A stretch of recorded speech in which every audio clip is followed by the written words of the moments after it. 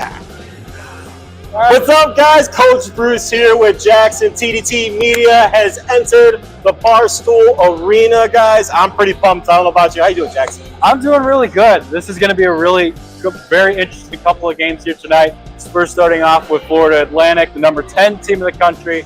They're going to be taking on essentially the home team tonight. The home team. The Loyola Ramblers here at Wintrust Arena. And then you got probably going to get a good defensive game with Mississippi State and Arizona. Yeah, 100%. But my biggest thing that I wanted to touch on right away, though, was this matchup of a former Final Four team, last year Final Four team that's returning 14 of their players from last year. What are your thoughts on that? And what do you think about how crucial that is for you, for a team to have, that kind of camaraderie and that kind of cohesiveness going into a season? Yeah, I think continuity is a massive thing. Obviously, it's become a joke with a certain NBA team in Chicago. Yeah, but no, seriously, especially at the college level, getting the 14 of those 15 guys, and the only guy they lost was at the end of their bench in that Final Four game. I think he only played about 10 minutes or so.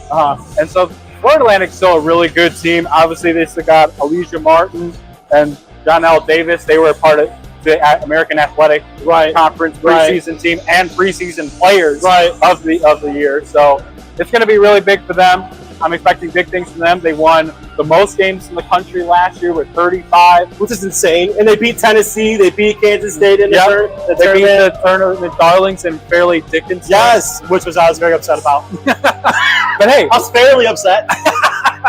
But no, it's going to be really good for them. I expect another big season for them. It's going to be obviously a lot tougher. Their first year in the AAC this year, so it should be interesting to see how they're able to do against some potentially better competition. Right, exactly. And so to speak to changing conferences, Loyola going into a different conference last year, bit controversial, I guess you could say, leaving Missouri Valley. Everyone was upset about the NCAA. Actually, no, I'm sorry. It was the Missouri Valley Conference that was very upset and was trying to say that they weren't allowed to participate in the tournament or something. I can't remember exactly what the hell they were. I don't know. All I know was absolutely freaking dumb. It shouldn't have ever happened. But unfortunately for Loyola, they stumbled along their way last year. The schedule only winning 4 games in conference. Their first team they beat last year, though, St. Bonaventure, the Bonnies, they were actually really good back in the 21-22 season, and not so much last year. So I'll be interested to see, though, how Loyola is going to show their mettle, I guess, against a former Final Four team. Yeah, they're in a really interesting spot. They brought in some new pieces this year. I was able to actually talk with Griffin Kruger. He's the executive sports editor over at the Loyola Phoenix. And some of the guys he was talking about specifically was Philip Alston. They're expecting him to take a big leap this year and really become a star player. He showed a lot of flashes last year, but it's going to be big for him to show game 1 of the actual regular season of what he can do. And it's a big game for all these teams. It's their first real game of the season. First real game, yeah. Every team except FAU had an exhibition game heading into this one. So who they play again? Do you remember who FAU? I think Loyola did play a preseason game. They did against a Christian school of St. Mary something or other. I don't know. I apologize if that upsets anyone. But they ended up winning. Loyola won their one and only preseason game, 144 to 104. Something outrageous. But I think FAU is going to show what they're made of. Not going to be playing that same Christian Catholic St. Mary's College School of the Blind. We were talking about it here on the car ride down. You got a degenerate bet for us. Degenerate bet for this game. All right, so right now we have Loyola is giving 6.5 right now to FAU. FAU is favored by 6.5. I'm going to say this right now. I know ESPN has. You told me this. Has Loyola with a 41.3% chance of winning this game. It's not happening. It's not going to happen. I would say hammer the crap out of FAU in this one. 6.5 points. I would hammer that all the way. Yeah, it's going to be. Yeah, I think Loyola is in for a better season in their conference they're going to be in this year in the A10. But I don't think they're not getting the easy end of the stick here. No, we're taking on the only ranked team here, AP ranked team in this tournament, and then obviously a Final Four team. You know what, though? I will say this. I like the fact that they're matched up against a team that's ranked top 10 in the nation, or even ranked in the nation, because it gives them a chance to really measure Coach Valentine where they're at. They can see where they need to make improvements at real easily, and just big things. I really like it. I think I think it's a good test for them right away to start the year.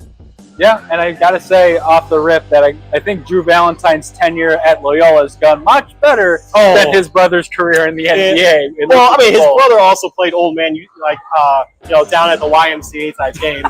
So, it is what it is. I still love him. I mean, it's a lot more than I ever did, and will obviously, but I love it. But so the next game tonight is going to be Arizona State versus Mississippi State. Shout out to you, Connor, real quick. Yep.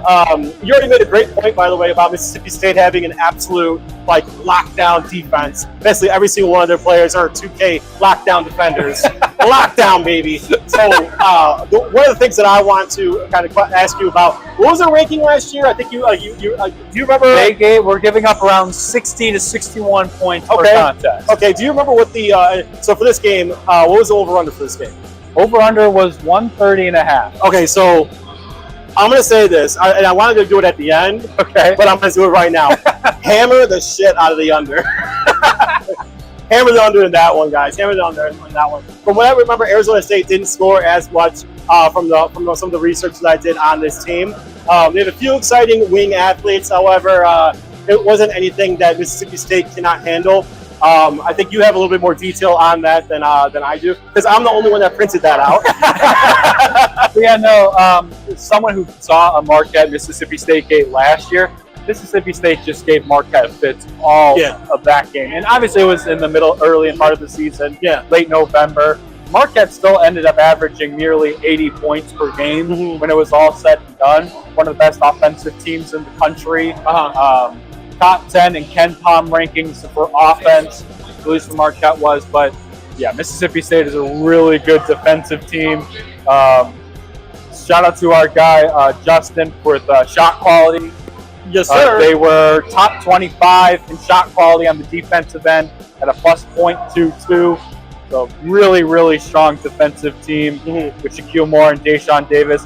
They will not have Tolu Smith tonight. Our guy Connor told us. That's a good call, Connor. He was a preseason All-American. He will not be in. Probably expect Jimmy Bell to be in the starting lineup tonight for Mississippi State. Again, hammer the under. All right, guys. So Third Down Thursdays, you can catch it every Thursday through TDT Media. Beer versus Ivy every Monday at noon.